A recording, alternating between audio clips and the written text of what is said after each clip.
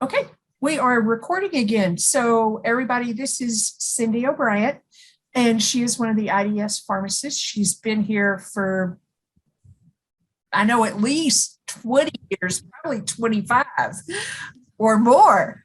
How many? I've been here 21. 21. Okay. Somewhere in the middle. So she's been here a long time and is very knowledgeable. And I'm going to turn it over to her and let her get started.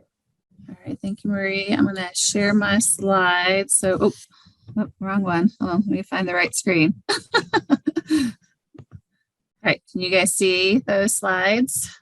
Yep. Okay. All right, perfect. All right, well, welcome everyone. Thanks for spending your Friday with us. I'm excited to talk with everyone today. And what I'm going to do, Marie already introduced myself. I'm a professor of the School of Pharmacy and I've worked in the Cancer Center for a long time, primarily with our phase 1 GI clinic. So our overall goal today is just to kind of give you a very high overview of oncology or anti-cancer drugs. We're going to hit a lot of different types of drugs today.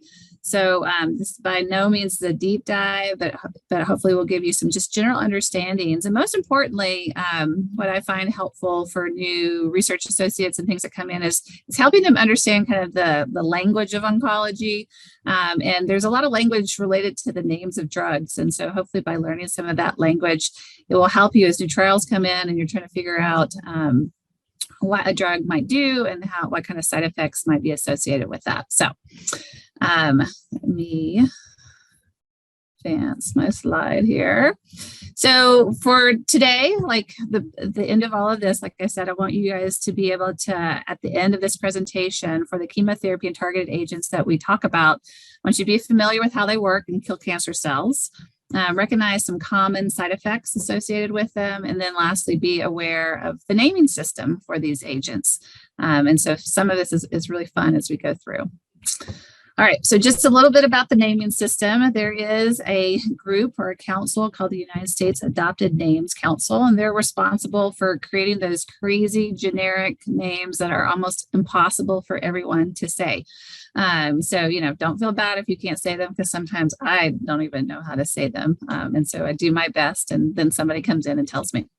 But really the purpose of this was to establish drug names through a logical kind of nomenclature. And that's really based on their pharmacological or chemical relationships. So really how they work or what they look like. So the goal here is to make sure that we have a naming system for these compounds that enhances correct prescribing practices and safety practices, because many times we have look-alike, sound-alike drug names where things can get mixed up, and that's definitely happened before. And I've dealt with patients who've ended up with the wrong drugs because the names got mixed up. And that's important in our cancer patients, especially for prescribing a drug that is 100% effective for their type of cancer, but then we give them something that's not. So we're impacting patient care and patient safety. So through this naming system, a lot of the older drugs and some of the chemotherapy drugs that we'll talk about that have been around for 40, 50, 60 years, those drugs were really named by shortening the systematic structure or kind of chemical structure for those compounds. But now within this USAN council, what they've done is really developed drugs that have a stem. And that stem, again, will denote that chemical classification or that structure or that mechanism of that class of drugs. And then it usually has a 1 or 2 syllable prefix that's supposed to make it easier to say and to help differentiate it from other drugs within that class. So just an example here of a drug that many of us have heard and can all pronounce. So lorazepam, all right, so lorazepam we know is an anti-anxiety drug, and it's of the diazepam type. So the stem here is azepam, right? So azepam, diazepam, lorazepam. And so we can know by the azepam that it's this anti-anxiety drug. And then we can begin to anticipate how the drug is going to work, and then also what side effects may be associated with the drug. All right, so that's just a little bit of background on this council who does naming and how we go about naming drugs. All right, so let's focus on chemotherapy agents. And again, this is going to be a very high level overview, so we're not going to get into the nitty gritty. But before we get into the agents themselves, just taking us way, way back to biology and how these drugs work. So just wanted to review the cell cycle because that's where primarily most of our oncology true chemotherapy cytotoxic agents work. So if you'll remember way back, all of our cells go through the cell cycle, and there's 4 main stages of the cell cycle. So we have this G1 cycle here, where really there is synthesis of our all the machinery and the components that our cells need to go through actual DNA synthesis. So G1 is kind of the prep phase. Let's get everything put together. Let's get all our ducks in a row to actually replicate DNA. And that's what happens in the S phase. So S phase is that DNA synthesis where our cells replicate the DNA that's in the current cell. And then we go through the G2 phase. And again, this is where we have all of the components that we need, and we're kind of prepping for that cell to divide into 2 cells. And so that's the G2 phase. And then we have the mitosis phase where the cell actually divides. And so you can see the percentage of time that our cells spend in each of these phases. So you can see over here, to the right of the screen, kind of what's the important work that's being done by the cell. So first in the G1 phase, it recognizes any damaged DNA, so that doesn't get replicated in the S phase. In the S phase, it'll recognize any kind of alterations or mutations that may occur there. Again, in the G phase, it's going to recognize any damaged DNA. And then in the M phase, it'll detect any kind of altered ability for the cell to split. So it's our kind of own cell checkpoint to make sure that the cell is producing a normal cell. What happens in cancer, right? Cancer starts to fool the cell and tricking it into allowing these mutations or damaged DNA to continue to replicate and move through that cell cycle system. So this is just where these are our chemotherapy cytotoxic drugs that we currently have available to us. And so this kind of shows in that DNA process or that cell cycle process where our drugs have an impact. So you can see many of them have an impact kind of early on in that S phase, so where we're replicating DNA. And when we replicate DNA, we need our building blocks. And so those are our purine building blocks, and our pyrimidine building blocks are our A's and our C's and our G's and our T's that all come together to make up our DNA. So you can see we have many of our chemotherapy agents such as 5-FU or pemetrexed or gemcitabine that kind of all work in this development of the building blocks to actually are needed to actually replicate the DNA. And then we have drugs like our platinum agents and some of our other agents that affect topoisomerase, which is a very important enzyme that we'll talk about a little bit later. Those are involved in the ability for the DNA strands to unwind and to actually allow replication to occur.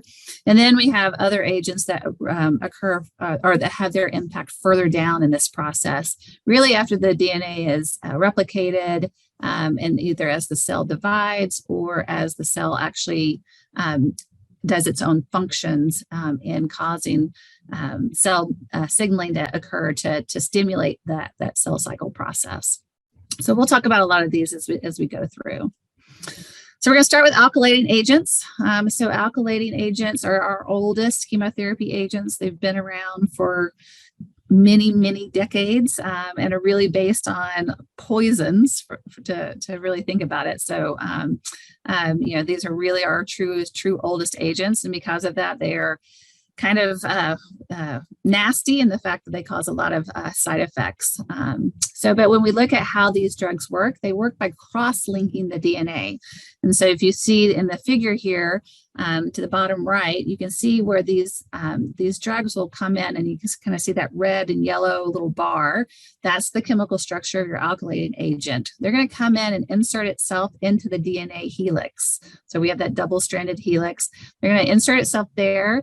And so then when the DNA helix begins to unwind and allow for replication, it's going to hit that stopping point. It's like a brick wall.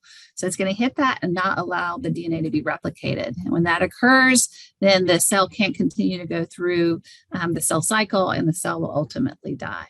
Okay, so just important to know that this can happen at any point in the cell cycle. It doesn't have to be just during replication that the chemical will insert. The impact will be during replication, but it can have its effect at any point in the cell cycle. So alkylating stem agents naming. So some common stem names. All right, we're going to use that stem to identify the class. For our alkylating agents are amides, mustines, platins, sulfans, and tepas.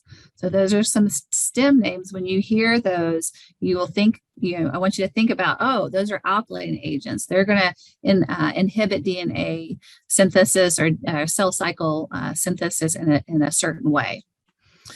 So when we think about the subclasses of our alkylating agents using that naming system, right, we have our amides or amides, so cyclophosphamide, right, ifosfamide. We have our carmustine. We have our platins over here, our thiotepas, our busulfan. So we can, again, breaking these down into their old chemical structures, we can kind of begin to divide up our alkylating agents. But many of them, again, have very similar mechanisms of actions. And if you want the nitty gritty about that, I'll tell you more later outside of this meeting.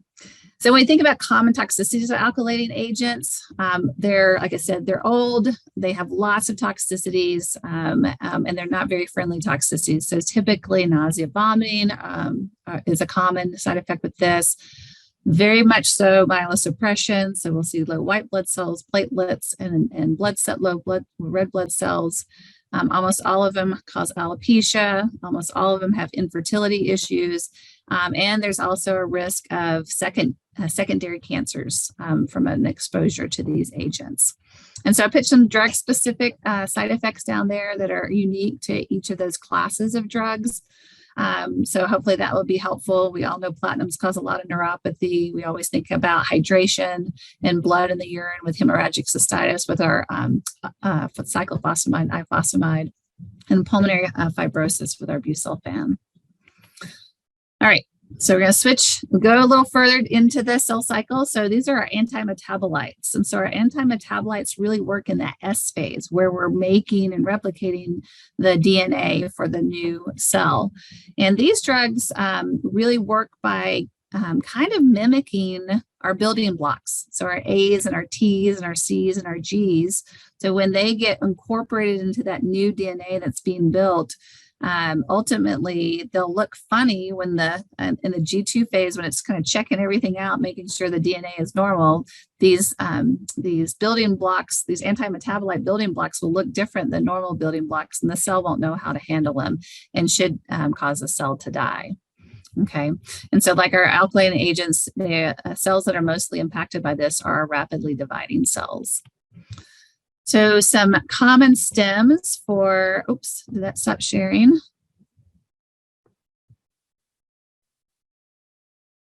Where that went. Yeah, you stopped sharing. Yeah, hold on. Somehow it just stopped sharing real quick. So the slideshow was, and then I'll start sharing again. If you go to the bottom of your screen, the bar should pop up. Yeah, I'm just trying to find it on my thing here.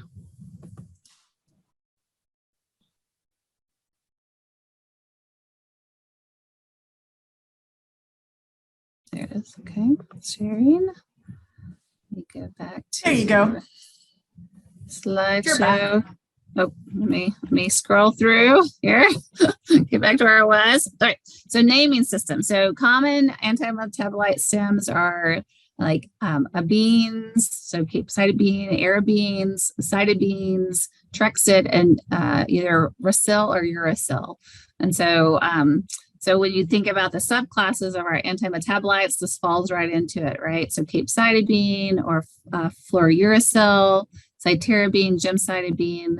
We have pimatrexate or methotrexate that has kind of that trex in there. So again, these are our subclasses of antimetabolites, and these are going to work a little differently. So the fluoropyrimidines are usually like our A's and our T's. The cytidine analogs are usually our G's and our C's. And then the antifolates are important because you need folate to make all of this happen. And so when they're blocking folate, we can't have DNA synthesis. So that's some of the distinctions here for those drugs.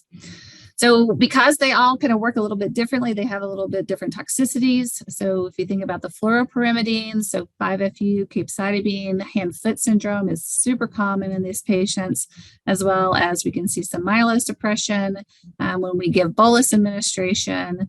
And then if we give more chronic drug like infusions or capecitabine, which is dosed daily over 2 or 3 weeks, this is where we see more kind of diarrhea and again, that hand-foot syndrome.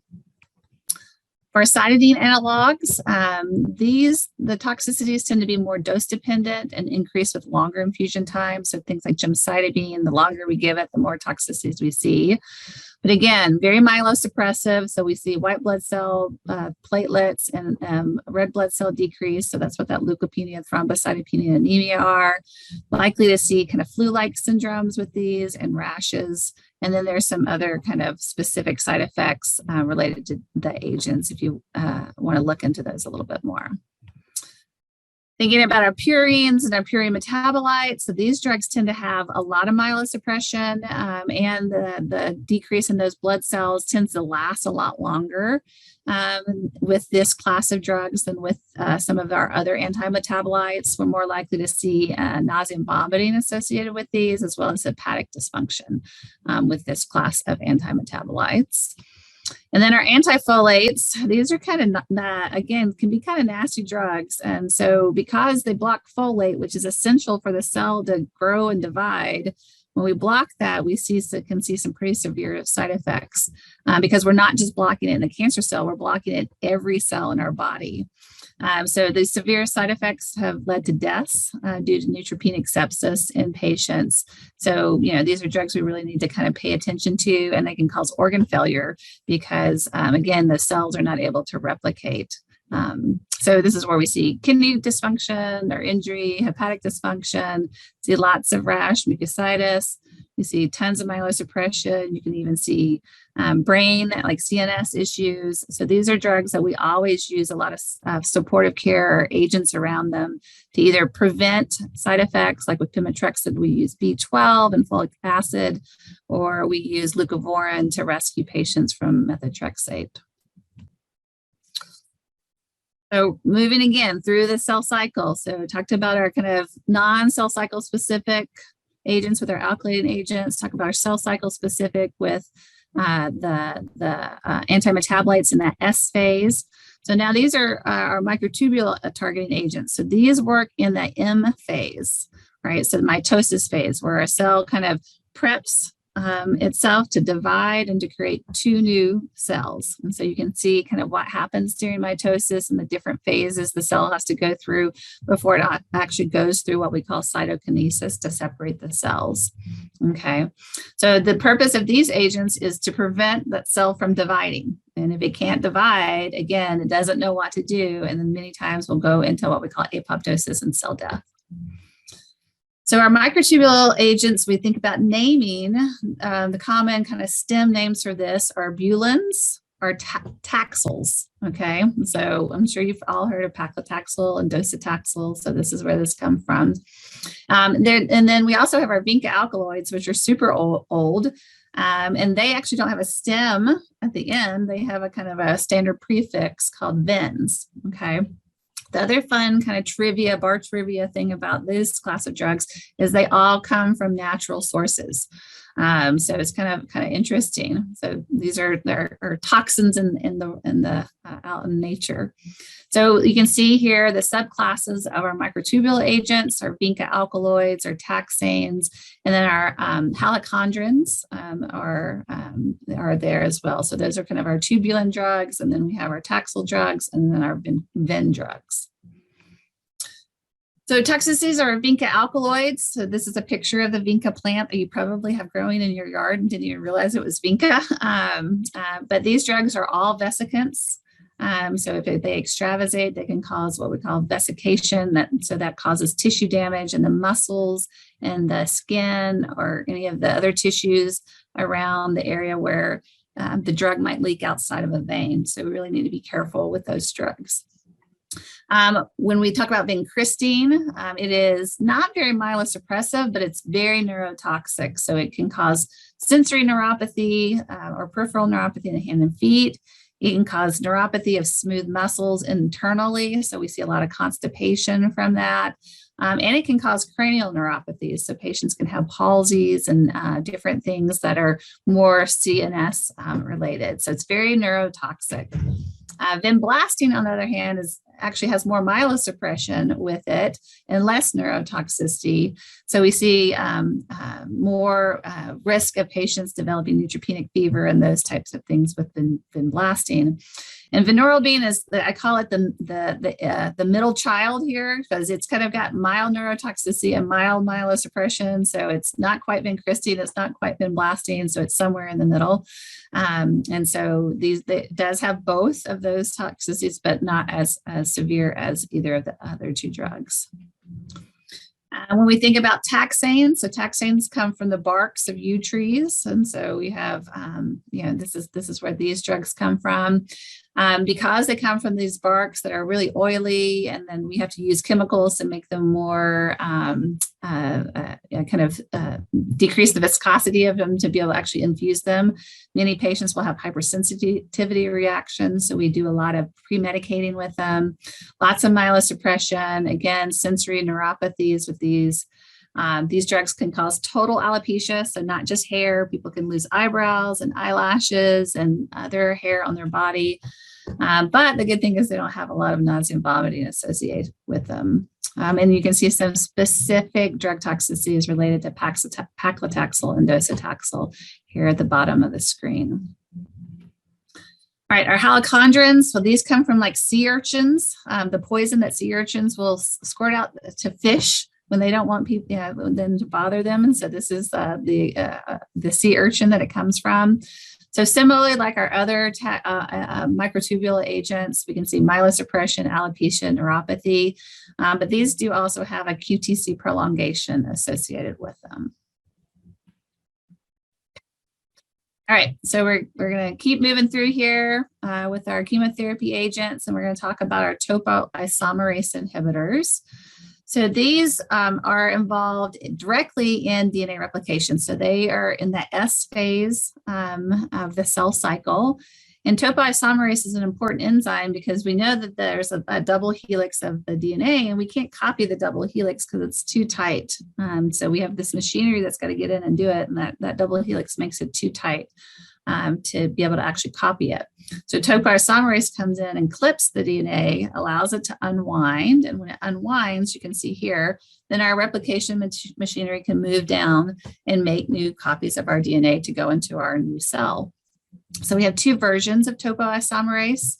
Topoisomerase 1, which is a single strand break. So it'll only cut one part of the DNA, so one piece. Or we have topoisomerase 2, which will cut both strands. So one will cut one strand, two will cut two strands. And that just allows the DNA to open up and to replicate. All right, so if we inhibit this process, then our cell can't go through DNA replication. And that's what our topoisomerase inhibitors do. So common naming stems for these types of drugs are antrones, rubicins, and tecans. All right, so when we look at the subclasses here, you can see how that falls into place. We have our topo-1 inhibitors, which are our camptothecin derivatives like irinotecan and topotecan. Then we have our topo-2 inhibitors. So if anyone wants to try epidophilatoxins. You can make that a fun word to say at any party, or pay somebody $20 to say it 3 times as fast as they can. So you have etoposide here, and then we have our rubicins, our anthracyclines.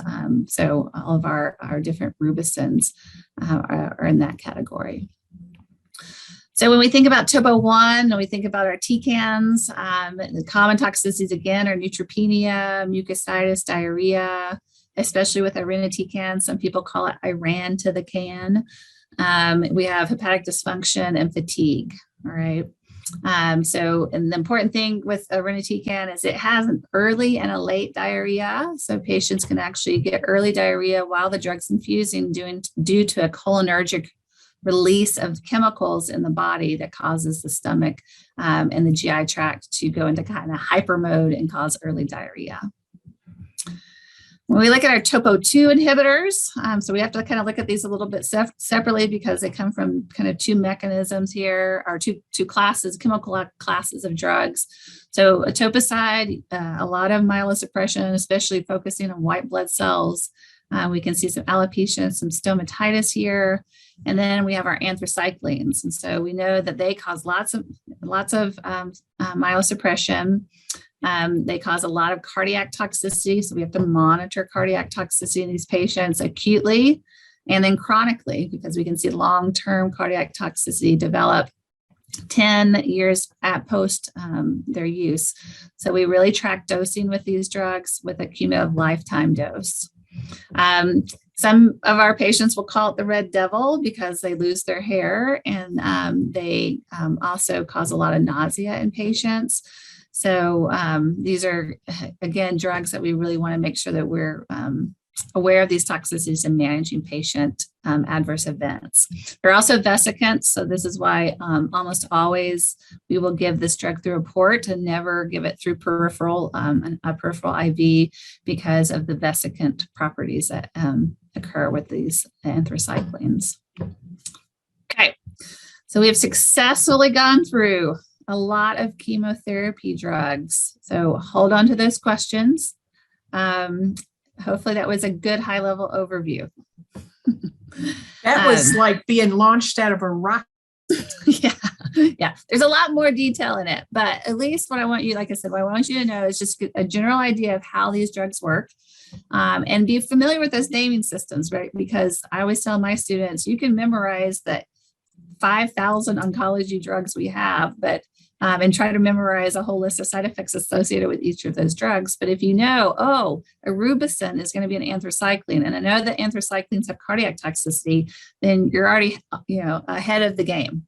And so those are the big things: understanding the stem, how the stem name can help you with what class of drugs that the drug is, how that works, and then what side effects to associate with that class. Okay. All right, so now we're going to move into targeted agents. So when we think about a naming system here, we're going to talk about a little bit different naming system with our targeted agents, but these are the really fun agents because this is really the direction we're going in cancer. We're moving away from cytotoxics and going into more specific, more directed treatments for cancer. So let's go through this. All right. So when we think about targeted therapies, what do we mean? And chemotherapy is targeted. It goes through the cell cycle, but the problem with chemotherapy is it doesn't know the difference between a normal cell and a cancer cell. All right. So what we do know about cancer is that there are these things that we call hallmarks. So certain systems or certain processes that our cancer cells begin to evade or mutate that really allow them to, just grow rapidly, uncontrolled in our body. And so here you can see kind of the main hallmarks of cancer, right? So they begin to evade normal growth suppressors. They begin to induce angiogenesis, which allows them to get more food and allows them to grow. They alter signaling pathways to basically say, hey, I need to grow faster than all the rest of these cells. They evade the immune system, right? So we know that can happen. So there's all these different things that can happen in a tumor cell that allows it to continue to grow, even though our body should normally say, ooh, you look super weird. You don't look like a normal cell. We need to get rid of you. So they figured out how to evade that whole process. So when we look at these different hallmarks of cancer, this is where we can begin to develop targeted treatments. All right. So more targeted than just affecting the cell cycle, because we know these are the things that make the cancer cells the cancer cells. All right. So you can see here, we've developed classes of drugs related to this, so that being able to figure out how to move through the signaling process, we have things like EGFR inhibitors that might impact this, right? If we're avoiding the immune system, we've developed our immunotherapies that can help with that process, right? Angiogenesis, we have our VEGF inhibitors. So we begin to be able to target agents to these pathways that, again, make cancer cells the cancer cells. So, in the cell cycle, we were just trying to prevent DNA from being replicated or cells from dividing. But once the cells go through that process and they're living, they need a message to tell them to replicate. And so that's what all of these signaling pathways are, right? So we have all these signaling pathways where we have receptors that stick out of the cell surface, and they're waiting for food or messages or triggers to activate these pathways. And when those pathways get activated on the outside of the cell by a ligand, which is a trigger or a food, it starts to signal all these intracellular messages that then go to the nucleus and tells the nucleus, hey, we need to go through the cell cycle. And so these are what these signaling pathways do. And because we know that these pathways can be involved with cancer, we can begin to target them. So when we think of targeted agents, we think about two different types of targeted agents. We have our big monoclonal antibodies, right? And so they're very big. So they don't always penetrate into tissues very well. So they really work on the outside of the cells. These antibodies typically don't penetrate into the brain and into the organs. And so they really are focusing mainly on the outside of those cells. And then we have our small molecules. So our small molecules are very small. They can get into places. So these are usually our tablets, our oral treatments, or our small molecules, things that get dissolved and then circulate throughout the body.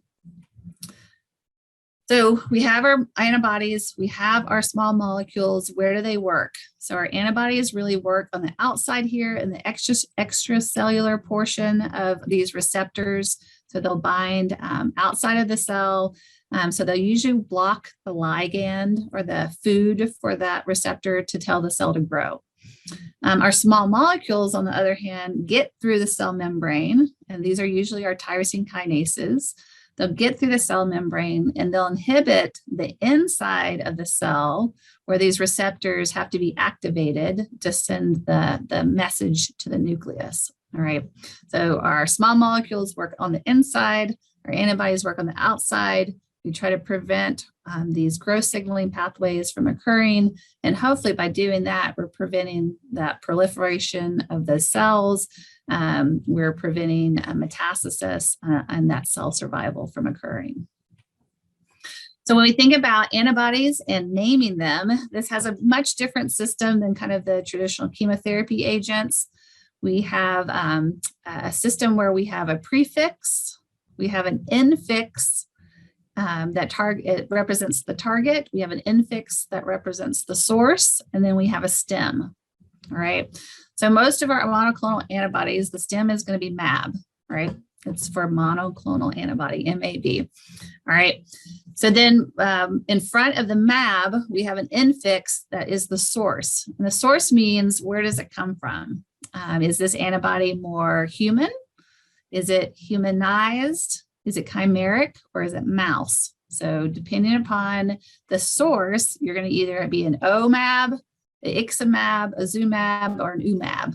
Okay, so that begins to help us understand where the antibody is coming from, because if it's an iximab and it's got a lot of mouse, human bodies do not like mouse antibodies. All right, so you can begin to think infusion reactions because your body's going to react to it.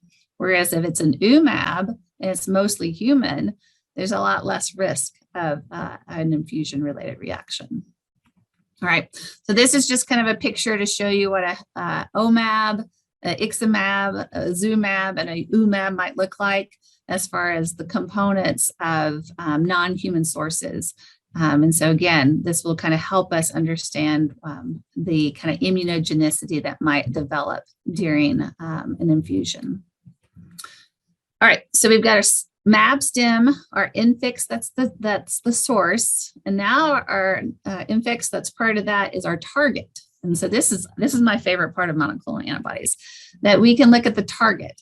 All right, so if we think about a mAb, right, that means it targets cardiovascular, or it might even have cardiovascular effects.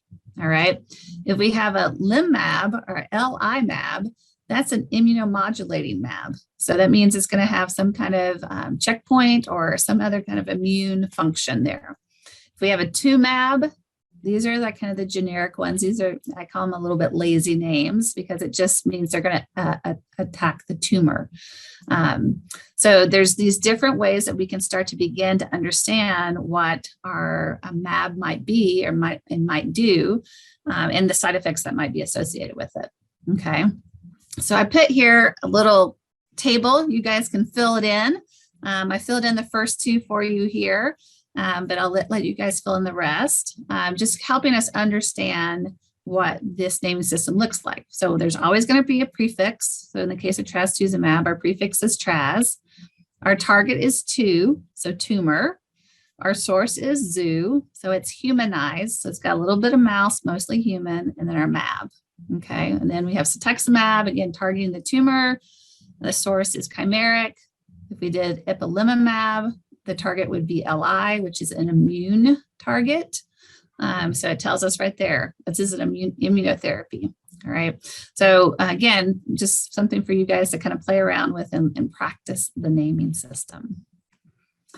We do have biosimilars with these antibodies. And so as these drugs are out in the market for a long time, we kind of get generics. That's what biosimilars are for these antibodies. And so you might notice that when drugs come through, they may have a name with a bunch of letters after them. And this is just the naming system to help us on the pharmacy and especially know the difference between the different antibodies that are being produced. So every biosimilar should have a very distinct 4-letter extension on the antibody name to help us know which antibody it is. Okay, so that's our antibodies. So when you think about our NIBs, right, our small molecules, these are our small molecules. And so we usually use NIB as a stem for any small molecule that targets kind of a kinase type of target. So we have our TNIBs, which are our tyrosine kinase inhibitors, right? We have our BRUTNIBs, which are Bruton inhibitors, METNIBs, RAFNIBs, CITINIBs, TRECTINIBs. So hopefully, some of these stems for these targets make sense. And we'll talk about a few of these as we go through. But if we think about trametinib, it's a MEK inhibitor, right? Metinib. We think about sorafenib. It's a RAF inhibitor because it's got that RAFNIB in there. So this is, again, a very easy way for you to begin to see a name, associate a target, and then begin to associate a side effect. So outside of our typical NIB names, we have a few other stems in this targeted or small molecule targeted nomenclature. And so we have our cyclibs, which are our cyclin-dependent kinase inhibitors, our PARBs, which affect PARP. We have lysibs, which are PI3 kinase, zomibs, proteasome inhibitors, and our toclaxes, which hit BCL2. Okay, so these are some other classes of drugs in this small molecule arena. All right, and then we have our immunotherapy names. So if it's a monoclonal antibody, we'll use the monoclonal antibody naming system, like I said, pembrolizumab, ipilimumab. That uses those system. And then we have our CAR Ts, right? So we have our kind of more cell-based therapies, and almost all of those cell-based therapies will have Lucil as their stem. So this is atizogen leqlicel, which is Kymriah, which is one of our CAR T drugs. So you can see that Lucil tells us that it's a cell-based treatment or therapy. So put in here again, another kind of little chart for you to look at the drug look at the target and think about, what's a PARAB, what's a RAFNib, what's the target of a ciclib. So you can, again, begin to help wrap your brain around all these weird names of drugs that are out there. So quickly, just to think about some mechanisms that are associated with these targets. So we have tumor angiogenesis. Remember, that was one of the hallmarks of our cancer. So for cancer cells and tumor cells to continue to grow, we need a blood supply that gives us food. And that's what angiogenesis is, right? So it's the ability for a cell to have a blood vessel grow to it and provide it food and energy. So in cancer, our blood cells begin to hijack the system, and they begin to really increase the vascularization to the tumor to allow it to grow. And then that also allows it to have cells break off, get into the blood system, and begin to metastasize. So without the angiogenic process, cells couldn't do that. Couldn't metastasize. So what do we want to do? We want to inhibit that. So we have our VEGF inhibitors that come into play. So our VEGF inhibitors, most people have probably heard of bevacizumab or Avastin, and there's a couple of biosimilars out there. This is an antibody, right? So it circulates around. We have ramucirumab, which is another antibody that does this. And then we have this funky kind of protein called zivaflibercept that also inhibits VEGF. And because it's a protein, sept is its stem. So it kind of goes outside of the things that we've talked about today, but it does have a stem, right? So when we think about altering blood vessels and the way blood vessels grow, we think about what's the pathophysiologic purpose of those blood vessels and what they do, right? So if we start making alterations to the system, we can see increased GI bleeding or perforation in these patients. Definitely impaired wound healing, because that's how your body heals wounds, right? It grows new blood vessels to the site of the wound. It delivers all of the good food and things that we need to repair the wound. And then when that's over, those blood vessels disappear. So patients who are on VEGF inhibitors have impaired wound healing. We can see high blood pressure because we're decreasing the number of vessels where blood can go. So we're kind of pushing all the blood into central blood vessels, which causes your blood pressure to go up. As a result, we can get proteinuria. We can see increased clotting in patients, and we can see hemorrhage, increased bleeding in patients. So these are, again, things when we start messing around with blood vessels, common adverse events in these patients. So these are things that we need to monitor. When we think about VEGF, we also think about not from just the antibody kind of standpoint, but we think about it from a small molecule standpoint. And we have multi-tyrosine kinase inhibitors, and these multi-tyrosine kinase inhibitors often target VEGF, and they target the different types of VEGF receptors. But we also call these multi-tyrosine kinase inhibitors, we call them kind of promiscuous drugs, because they not only like to hit VEGF, they like to hit a lot of other targets. So you can see here, this is an example of sunitinib. It will also hit platelet-derived growth factor, which is PDGFR. It'll hit KIT and FLIT and RET, which is hepatocyte growth factor. So it hits all these other targets. And so because of that, usually we have lots of side effects, but hopefully some better efficacy. So this is just a table of some of, this is not an inclusive or exclusive table of multi-tyrosine kinase inhibitors, but you can see agents that are here that target many different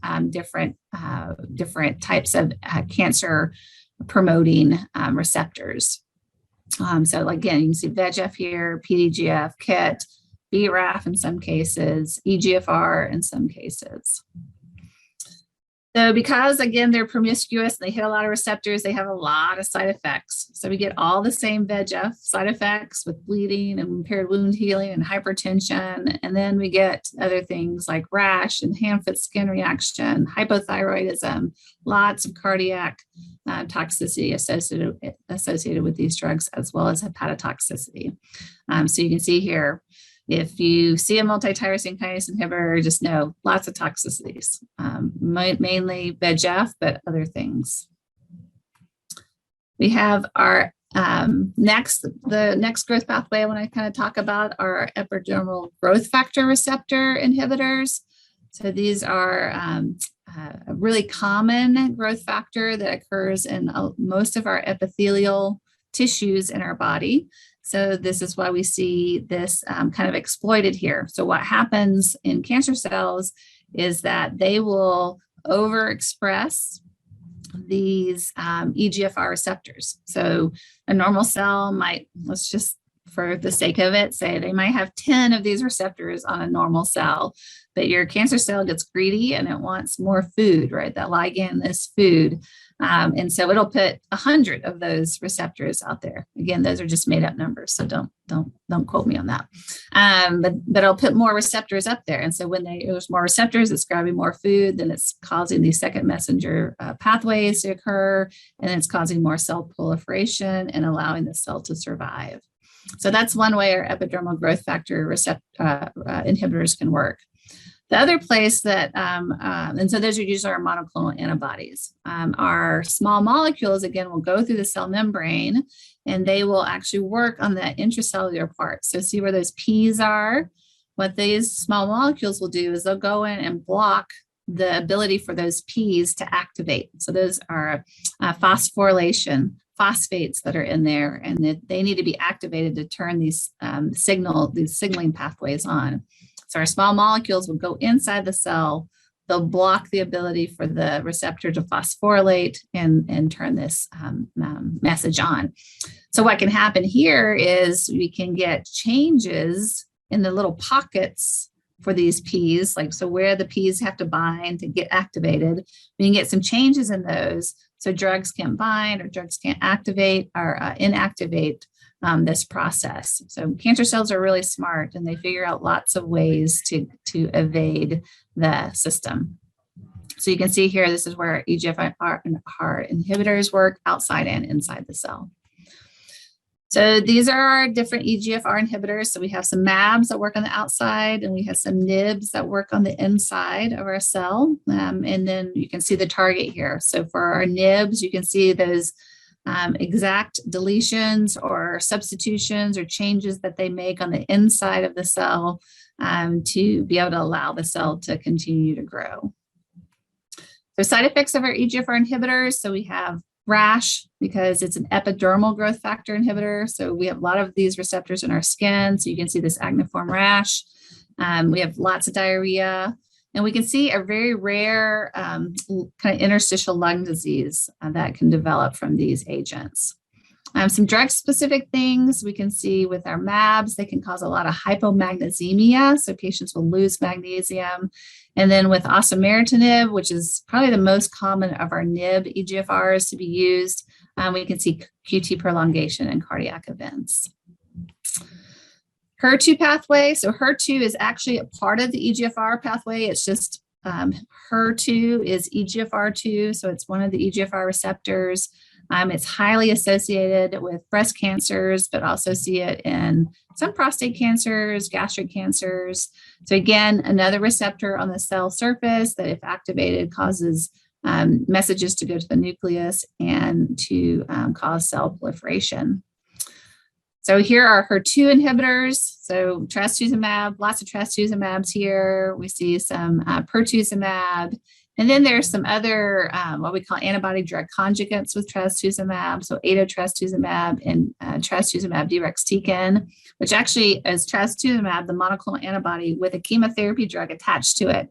So that when it goes to the receptor, we're able to bring the chemotherapy directly to that cancer cell. And then we have a NIB here. So we have one small molecule. When we think about HER2 inhibitors, we always think about heart because you have a lot of HER2 receptors on your heart just normally. And so when we give these drugs, we can get what we call left ventricular dysfunction. So almost like a congestive heart failure picture. They also can be associated with infusion-related reactions. And then the small molecule, because it hits an EGFR receptor, we get some of the EGFR side effects like rash and diarrhea. Okay. BCR-ABL. So BCR-ABL is a hallmark kind of mutation that occurs in patients with chronic myeloid leukemia. So it's really just a translocation of a chromosome where things break off from one chromosome and another chromosome and form this kind of unique chromosome called BCR-ABL. These are our BCL-ABL inhibitors. So we have several of them. And the main reason why we have a lot of these is because we begin to see resistance with these agents. And so the development of these is really to help overcome resistance that can occur within the cell. As it starts to figure out that these drugs are inhibiting the cell to grow, the cancer cells will make some changes to get around these small molecule drugs. So they have lots of side effects associated with them as well. And so big thing here is I think about myelosuppression because we are dealing with a hematologic malignancy. I always think about fluid retention with these agents that cause lots of myalgias. They can cause hepatotoxicity with them.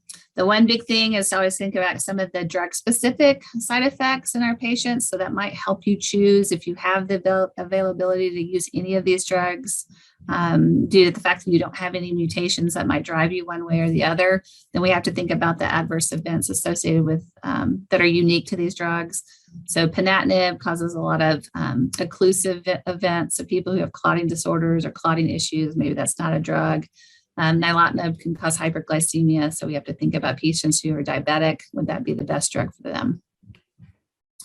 All right, our cyclin-dependent kinase inhibitors. So these kind of actually work more like chemo for the fact that they are there to control the cell cycle. So a lot of their side effects are going to look a little bit chemo-like. So basically what these cyclin-dependent kinase inhibitors do, they're the ones, like remember I said in G1, it's where the cell's kind of prepping, getting all the machinery ready to go into the S phase and replicate all the DNA. Well, we have these cyclin-dependent kinases that will basically turn the switch on for G1 and tell it to go to the S phase. So if we can block that message, then we can arrest the cell in G1 and then the cell will die. So it won't know to go on to cell replication.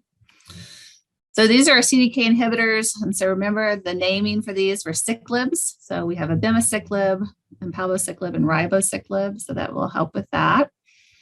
And then these drugs have some overlapping side effects, but then some very drug-specific side effects. So, palbo has a lot more myelosuppression than the other two. Abema has a lot more diarrhea, nausea, and vomiting, so GI side effects associated with it. And like I said, because it's chemo, we see more kind of alopecia that you would see typically with our chemotherapy agents. So you can see their chemotherapy or their side effects are more like chemotherapy. We have our PARP inhibitors. So these are our drugs that inhibit our poly-ADP ribose polymerase inhibition. And so these are interesting because PARP is basically a repair mechanism. So it goes back and repairs DNA when it sees a mistake in it. And so for most of us, PARP is not that big of a deal. I mean, it does its job, but if you're a patient who has a BRCA mutation, then it's really important that you block PARP because if you have a BRCA mutation and you have a PARP inhibitor, then we can really turn off those cells. If you have BRCA mutation and PARP is still functioning normally, then you can go through the cell cycle. So we really need PARP to help in those BRCA mutation patients to kill the cells and not allow them to go through the cell cycle. So PARBs are our PARP inhibitor stem. So we have niraparib, olaparib, rucaparib, talazoparib there. So those are kind of our PARP inhibitor drugs. And when we think about side effects, again, very chemotherapy-like because they're going to alter cell cycle. So we think about myelosuppression, nausea, vomiting. These are associated with a secondary leukemia or secondary cancer. So that's another real important thing to think about with those PARP inhibitors. And you can see some drug-specific side effects there. All right, lastly, I'm going to get to our immunotherapy drugs because these are the cool ones. So when we think about immunotherapy, right, all cancer cells initially should be recognized by the immune system and killed by the immune system because they're not normal cells. And that's what your immune system does. It kills anything that doesn't look normal in your body. Early on, cancer is seen by these immune cells, and then it's killed by the immune cells. But eventually they begin to, again, try to figure out ways to evade the immune system. And they create these pathways. So these tumor cells begin to express these receptors that when they bind to immune cells, will tell the immune cell that it's a normal cell. And not an abnormal cell. So the immune system is like, oh, great, you're a normal cell. I'm going to leave you alone. So what we're doing here is we're trying to figure out ways to prevent that message from happening. And this is where our CTLA-4 antibodies occur and our PD-1, PD-L1 antibodies come into play. It blocks that ability for the tumor cell to tell the immune system that it's a just regular Joe normal cell. Okay, and when we do that, then the tumor cell is now exposed to the immune system and the immune system can do its job. So we've got a lot of different targets here. So we have our CTLA-4 targets. They kind of work higher up in the immune system with our antigen presenting cells. And then we have our PD-1 and PD-L1s, which work more at our tumor specific level, at the tumor cell level. All right, so when we get the immune system involved, we can get side effects that are immune related. And these side effects can occur anywhere in our whole body. Pick an organ, pick a tissue, you can see an immune related adverse event. So this is just a schematic here of potentially different adverse events that we can see with our immunotherapies. So we call these immune related adverse events or IRAEs. So when we're seeing our patients, these are the things that we think about, and these are the things that we're going to assess, right? So we think skin, we're going to look for rashes, we're going to look at where we lose pigmentation. When we think of endocrine, we're going to think of thyroid issues or diabetes. When we think of the liver, we can think of hepatitis. We think of pneumonitis in the lungs. So we'll do this evaluation and look at all of these different organs because they can ultimately be affected by our immunotherapies if we overactivate that immune system.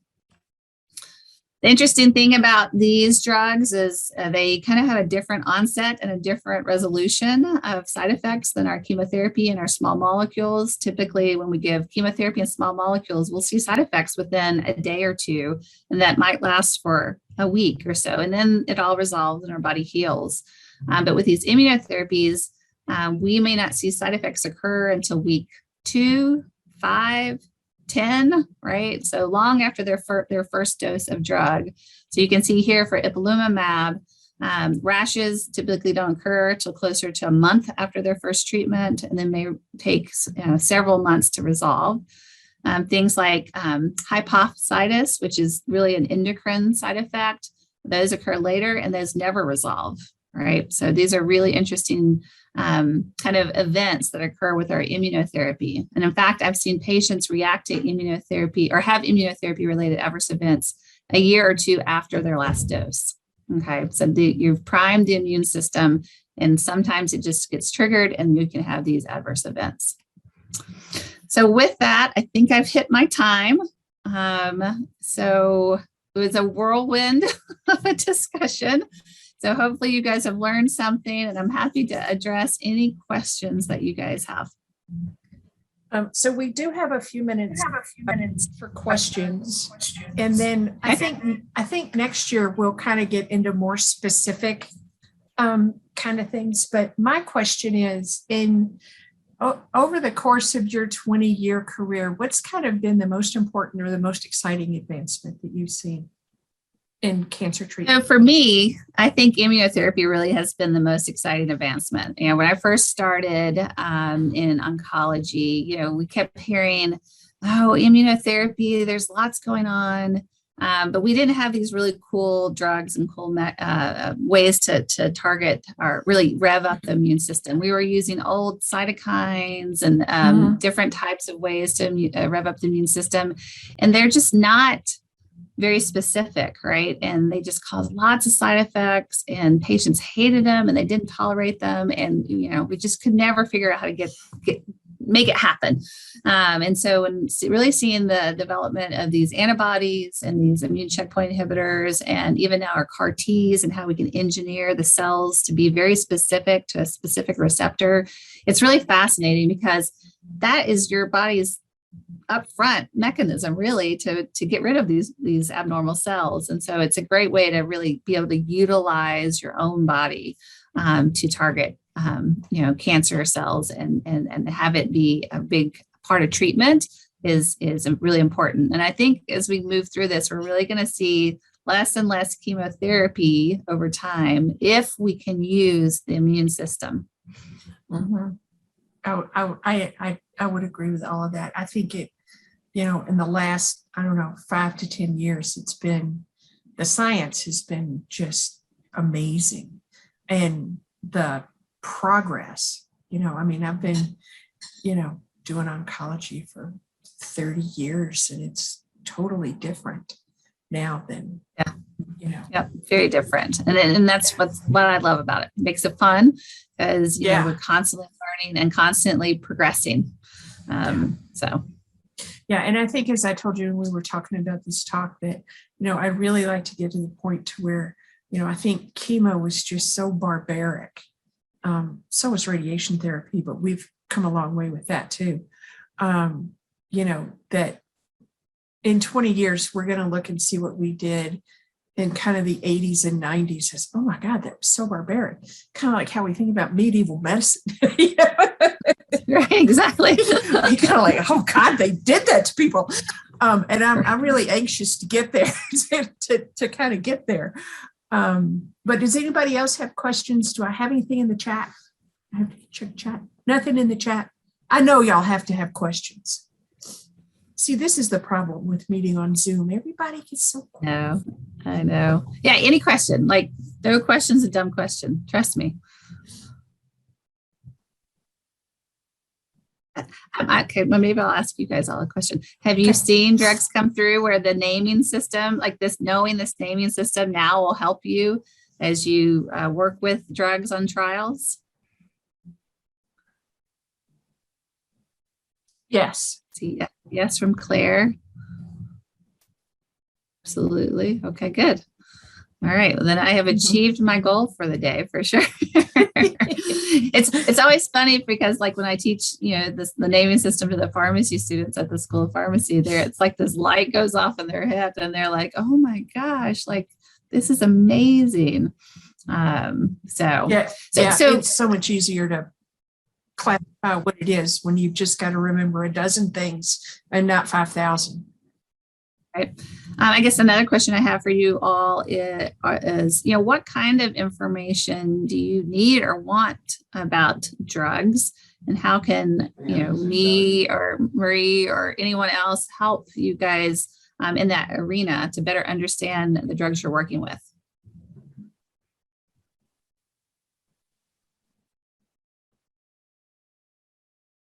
Everybody wants to watch it again. I'm really glad I recorded it. I kind of think, it was quite the whirlwind. I know. Yeah, I'm going to kind of reach out to the group because I think this is kind of a great overview. But I think as we go on, I'd like for you to come back and talk about some specific things in depth. And I kind of want to reach out to the teams and see, what they're most interested in kind of learning about next. I'm totally fascinated by the whole CAR T cell process. Starting out in BMT and looking at where they've come, to starting to use those. I think, at some point, everybody will have their own cancer treatment based on their own cells, and their the kind of DNA of their own cancer. But I'll reach out to the teams because I'd like to continue this and kind of get a little deeper into specific areas. Happy to jump in where we can. And, like I said, if there are any resources that, teams want or need that we can be helpful with, this is a partnership. Right. And, You guys have skill sets that I do not have, thank goodness, because we need you to do your job and I need me to do my job. So, and we have to work together to help, get these trials in, understand how to manage these patients and get them on trial, make sure they're safe. So, as I see it, we're one big team, one big partnership. So things that we can do to help. I'm happy to jump in, volunteer people, bring more people in if we need to do that. And then I can share your slides.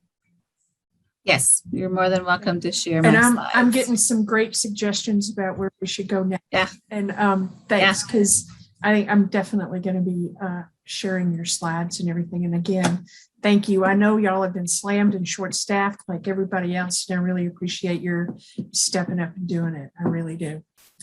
Yeah, no problem. Okay. Yeah. All right. Well, have a good weekend. Don't need me. I'm going to sign off and go to my next meeting.